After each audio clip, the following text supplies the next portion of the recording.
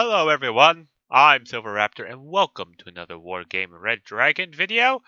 Now, while everyone else, all the other big important YouTubers are off recording Yugoslavia and Finland, I am doing no such thing because I don't have access, or rather early access, to Yugoslavia and Finland. I guess I'm too small of a channel for Eugen to really give me a key, but since all the others are covering the Yugoslavia and Finland change, that's of the DLC when they're going to be released soon, I will be covering something else, as I understand it, that the other YouTubers are not covering.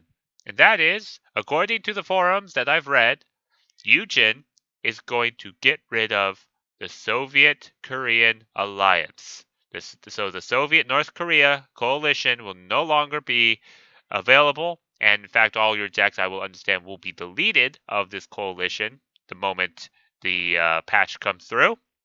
So, if you guys have any Soviet North Korean decks, now is the time to just play them all and reminisce in the old, in this new or semi-new coalition deck, which will no longer be with us after this patch. And Eugen's line of reasoning is that the coalition is just too strong on its own, and they couldn't really balance it without either heavily nerfing or heavily buffing either the Soviet Union or North Korea, and they didn't want to have to deal with that. So I decided, let's give a loving tribute to the Soviet-Korean alliance, and I will be playing my Soviet-Korean deck here on the Russian roulette map, the map of craziness, the map of 6 fronts. The map where anything can really happen because there's just lots of general craziness going on. So, I will be spawning here on this part of Dmitry. In fact, when the game started, it was actually oriented this way. I have reoriented the map. And my goal is, I'm going to try to take this village right here. I've got, going to start off with a helicopter rush. I got a KA-52. It has my anti-air and my anti-radar that I'll need, and I've got some Mi-8 MTVs all loaded up with Gonostroki 90s, as well as some Tuguskas and the BTR-90 with some GRUs to come and flank around on the right.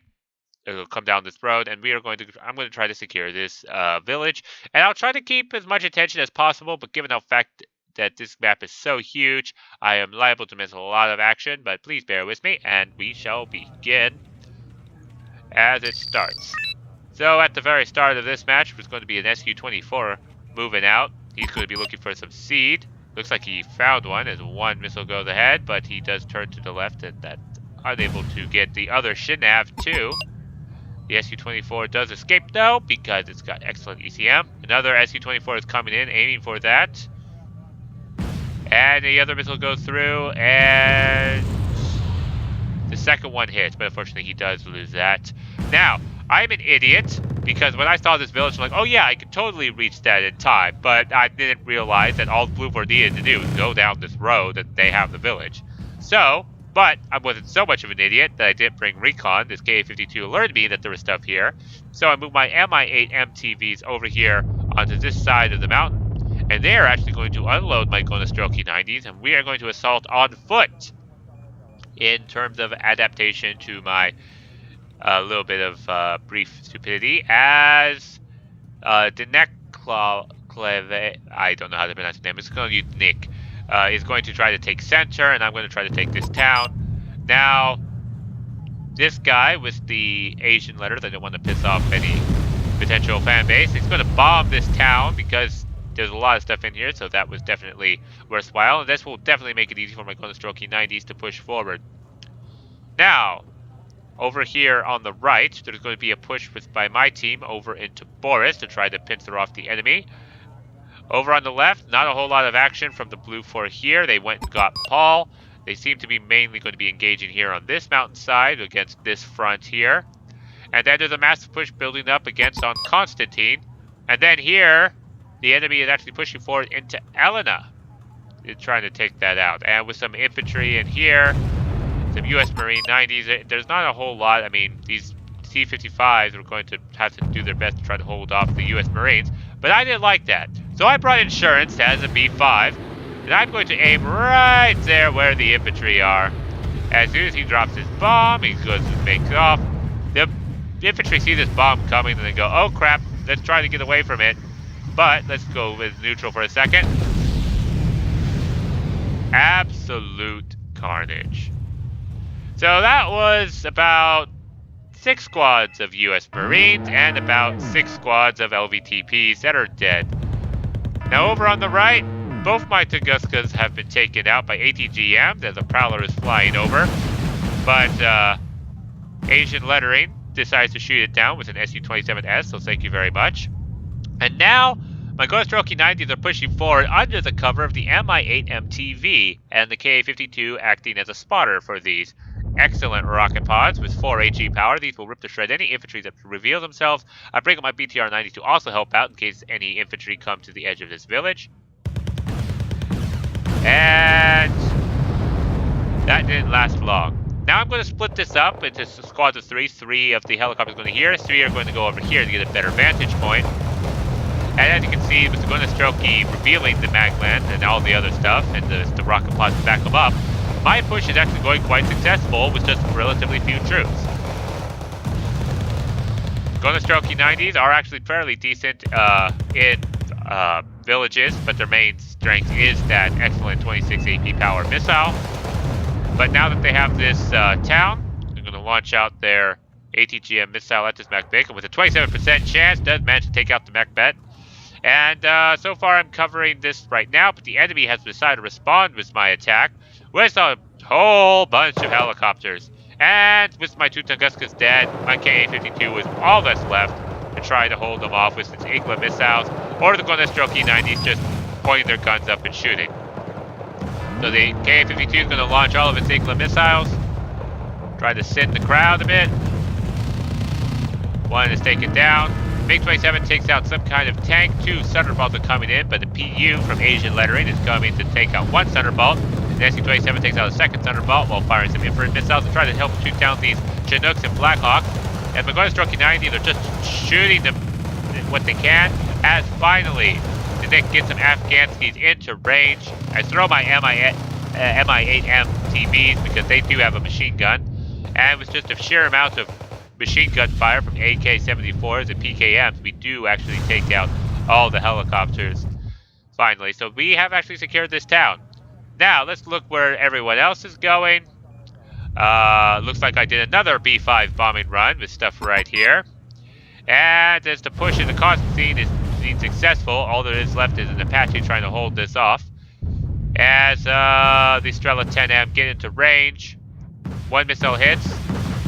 The 2nd missile misses as the Apache does take out the Strela 10M before he's able to kill the Apache as he tries to fly over and shoot at anything else. But there is a Sopel here that if it gets into sight, it will be able to take that out. Harrier 2 tries to come in with some anti-tank missiles, but gets scared off. Over here on the right, this choke point is naturally holding off the Red 4 forces, or my team's forces, from pushing into here, as a lot of Brennises are here. Some Seeker and a heavy M1A2 tank is up here holding off the enemy push. So this is kind of stalled, but it's at a stalemate. Over here, we're doing pretty good at pushing on the right. Over here, as well, on the other side, flanking position, we are going to take this out. Now, this is where you kind of need to coordinate with your teammates in Russian roulette. You need to decide which 2 sectors you want to try to take out at the very start. As a Merkava 2A has revealed itself, but Gunastroki 90s are going to go and take that out because they do have 26 AP power. My Ka-52 is going to come up, try to spot any kind of radar AA, as my BTR-90 is just pushing up forward as a little bit of recon as well. Finds some Roviet, but also finds a CV here, which is kind of an odd place for a CV. I would have thought they'd put it like somewhere here, or there. But it's out in the open, so my BTR-90 is just going to go ahead and shoot at it. I just thought this would be a free 100 points. Surely they have another CV here in Anna to try to defend against. As the BTR-90 just keeps firing with its nice accurate autocannon. It's on 1 health as well, surprisingly enough. And it takes out the CV and decaps Anna. So that was their only CV here at the front. Bit of a rookie mistake. That was an Avenger that my BTR-90 has taken out. And my B5 is going to B5 this forest to make sure that there really isn't anything left in here. Land square in the forest. Deforestation has commenced. No numbers have popped up or sparked, so I just said, okay, I guess that's clear. I guess we can start moving forward as I bring forward the Spetsnaz VMF squad to try to go do some recon as I move an Mi-24D that dropped it off to try to scout out and see if I can go and secure Anna. Over here in the top left, there's still a bit of a stalemate going on, and Su-25T is going to try to take out some Kylers, and F-15D Eagle is flying in the back. So Asian Leonard has to be careful about his SU being shot down, but it's able to take out quite a bit of tanks. This is actually quite a fairly good anti-tank plane, if only if it wasn't 200 points. So invest in what you believe is not going to die instantly. And he successfully did that. He took out all the Kylers, so he actually paid for himself. 70 points a pop times 3. That is 210 points plus whatever else he killed. My Spetsnaz VMF has spotted a Roviat squad. My BTR-90 has started opening up, but my Spetsnaz VMF has actually got to this forest and actually lost line of sight on it. So now here comes my Mi-8s, all refueled, as well as another Mi-8 with a CV squad inside of it. As the Roviat squads reveal themselves stupidly by shooting at the Mi-24D, they're not long for this world. And I'm going to go and try to secure Anna and flank behind on Boris, because Uncle Sam is taking too long to try to take this. Uncle Sam isn't the friend who decided to join me while I was waiting in the lobby. So we said hi, let's win, and that's what we plan on doing. So Mi-8 MTVs are coming forward, and with the securing of this fob, I can definitely refuel and reload all of my helicopters. But who has time for that? There's Boris. We're in a flanking position. The enemy has not yet had the ability to respond yet. There's an Oshkosh here that we are ignoring as my helicopters are coming forward right now.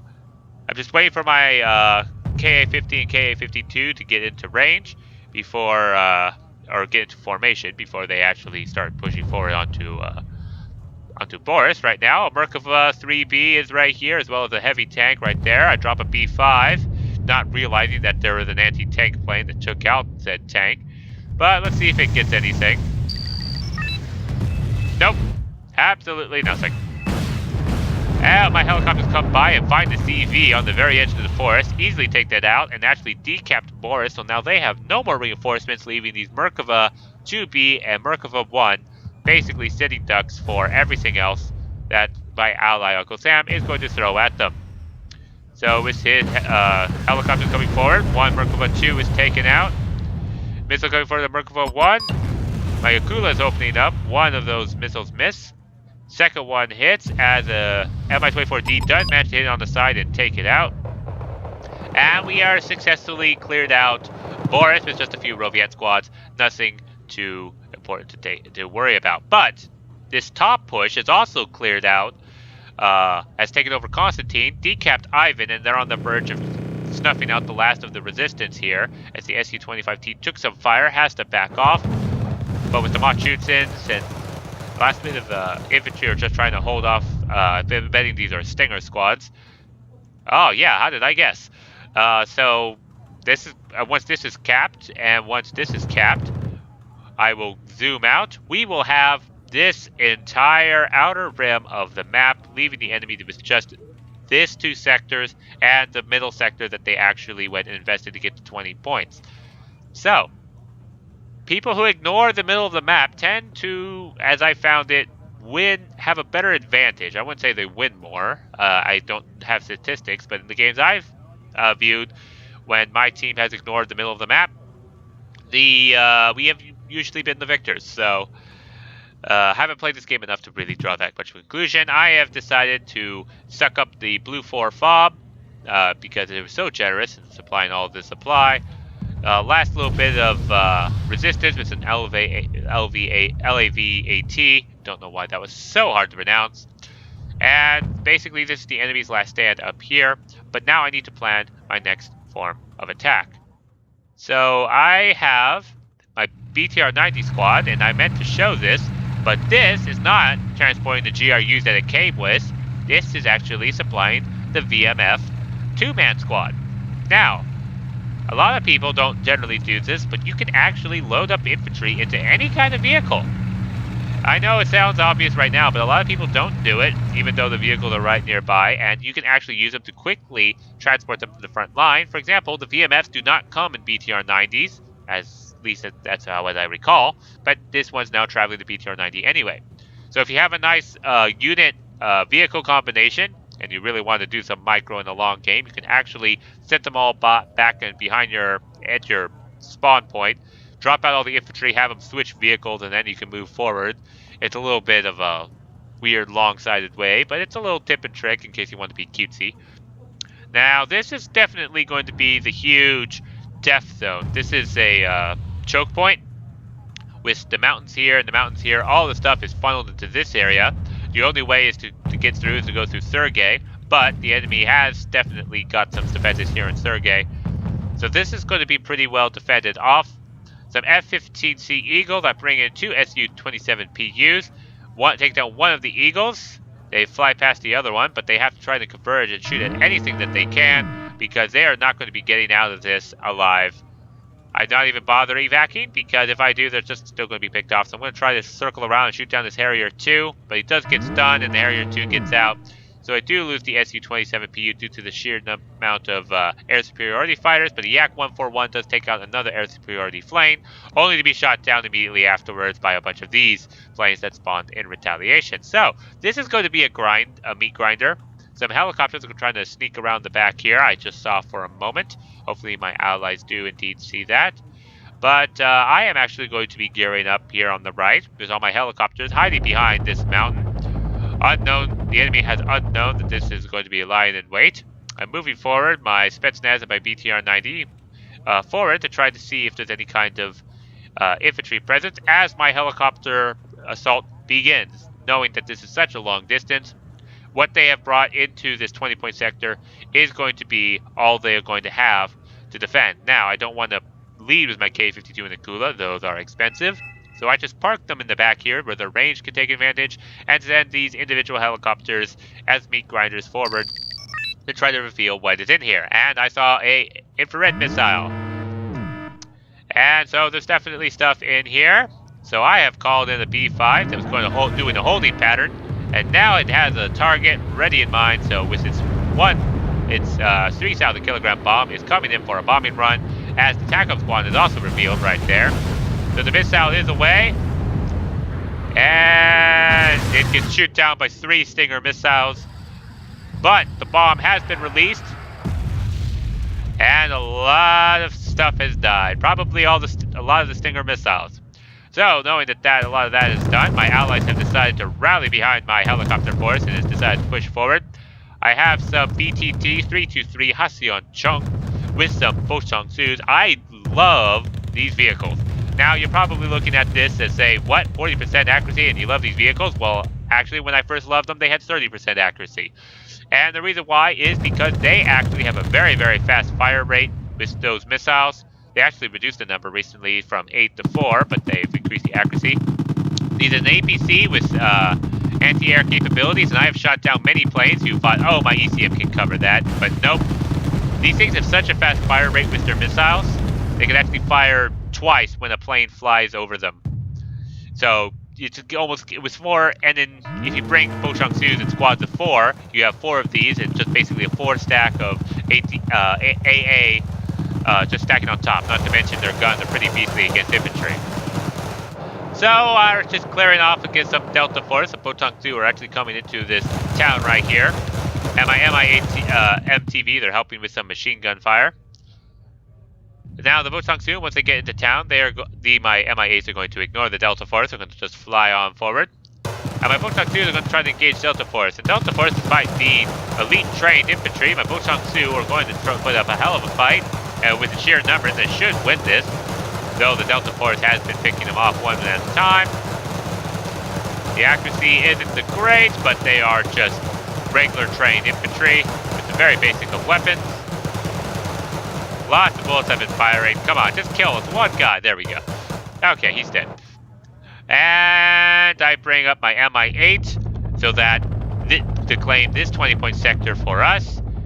So now that we have most of the outer ridges, we can afford to get all the points we can to begin our assault. So, come on. You can land. Be a good helicopter. You do this just to spite me, aren't you? Okay, so he drops off my Jiwi ban into this area, and now with this 20 point under our control, we should have the number of points surplus to try to push forward. More and more planes are coming out, and Aardvark and the Leopard C2 Mexus is pretty close. Actually, 3 are pretty close to the tanky Shashaos. I'm actually going to bet my money on the tanky Shashaos. There's so many of them here, and those 18 guns are definitely going to do a lot of damage, unless a plane crashes through them. Alright, 2 Leopards are taken out, 1 is left, it's at very little health. And the recoilless rifle does successfully take out that Leopard C2 Mexus. I bring forward my Su-27M to try to shoot down the plane and to try to shoot at any kind of tanks that it can. It takes out an M1A1 Abrams, it takes out a cheap AMX-40 plane. It's almost about to get out, and then the last missile does take out a very expensive plane, so that was unfortunate. But the Su-25G is still circling around and just trying to shoot at any kind of tanks in camp. The AA they finally have brought in. 2 Tomcats are coming forward to try to take out these MiGs that have dropped the bombs, but have unable to do so. My helicopters have come forward. My Mi-24D has dropped off some Spetsnaz, and they're going to start pushing along this against Sign, given that Sergei is being mostly cleared out. Here's a major tank push coming up ahead. Given the fact that there's all these tanks, I should be moving my Akula and Mi-24D and Ka-52 to try to intercept. More Hornets are coming in to shoot down planes and tanks alike, but we have also renewed our anti-air defense, so this is just an air death corridor right here, as well as a major choke point for everything. Most of the enemy forces seem to be right here. My Mi-24D is firing its missiles at whatever kind of vehicle is here, but they are being shot at, but it looks like Stinger, or I thought they were Stinger missiles. So my Akula has been destroyed, and my Mi-24D has been destroyed, and my Ka-52 has taken some damage, but I managed to get him out just in time. I brought in another Kula who is going to be peppering up all of these Leopard 1A5s, and they're either not going to stand any chance against the massive 26 AP power and 70% accuracy of the Akula. As the missile just face plants into the ground, but I said so. So, that tank push has been successfully stopped. My helicopters are pretty damaged and out of rockets. They're not going to be doing any good, but my Spetsnaz are going to keep pushing forward, as the enemy is definitely going to be running out of forces, given the fact that they only have 3 sectors, and we have everything else. Except for Paul. No one likes Paul. So, Patriot is going to try to hold off against any enemy plane forces, and Su-24 does go down. This Su-25G is definitely proving to be quite worthwhile. It just keeps shooting its missiles at these forces. Another M1A1 is taken out. Harriers are going to come in with their infrared missiles. The Su-25G is actually going to turn to engage, but he gets evac orders, and with just a regular gun on the Harriers, they do manage to successfully shoot down that very expensive plane. So well done, Harriers. Credit due where credit's due. And one of them even gets out. Now my Akula is going to move forward to try to help out, make sure there's no vehicles here in Sergei. There's a Javelin squad left. My Akula takes 1 bit of damage, but being forced out by the napalm. The Javelin squad does die, as my Akula is going to fly overhead. Recon. I have my Poshansu are stuck back here. Must have forgotten about them. After all, it is a big map. You can't forgive me for forgetting about that. I bring forward some Bucks to reinforce our air corridor, because they still have quite a bit of planes left. My Akula takes another thing out. We are just surging forward. As more and more anti-air is coming forward from this region, those Mi-8Ts are taken out. More and more of the Mi-8 are taken out. Tomcat is flying overhead. And they are gun running my Spetsnaz. I was wondering how these things died. I missed that when I was playing the game. Lots of missiles are coming forward. And the Tomcat does not get out. Thank God. My Bucks are shooting at a Chinook. That's interesting. But anyways, we are finally being able to break through the choke points through sheer numbers and firepower alone. Helicopters are flying over, and we're getting through this. F-15D is flying over. It actually would have done better to just drop the bombs here on all these forces here. But it looks like he's going to be spinning around to do that. Spetsnaz encountered some Lad Stingers, but they also encountered some Bradleys, so that's also why they died. Looks like I think was that the F-15? The F-15 was shot down before shooting down its bombs. And we went through points lead. So, hard to keep track of troops. Yet again, I barely scraped out a positive victory. Let's go and look at the kill. Basically, my Mi-8 MTVs with their 4 HE power rockets, that just did most of the damage and killed a lot of the stuff early on. With the Golden Stroke E90s killing anything, well, killing the Blackhawk because it flew over it. And any other vehicles? The BTR-90 definitely proved its worth. B5, oh, come on. It killed a lot more than that. Where's the Marines that it killed? For some reason, bombers don't get credit very much in kill lists for some weird reason. Golden Stroke E90. My P's managed to shoot down to 15. And my SU-27M shot down a couple planes. Helicopters did pretty good. So that was kind of a bit of a supporting role. It was a nice, quick game. Russian roulette is kind of like that, just sheer craziness. But thank you all for watching. Please do like, comment, subscribe for more Wargame content. I do plan on covering Yugoslavia and Finland the moment they get out. And also, make sure you guys play your Soviet Korean decks because this is the last chance to play them before they go by. Again, that's how I understand it. If the patch happens and the Soviet Korean decks have not disappeared like I've been foretelling, then oh well, I'm just a paranoid old man. Well, not really. But anyways, thank you all for watching, and I will see you all in the next video.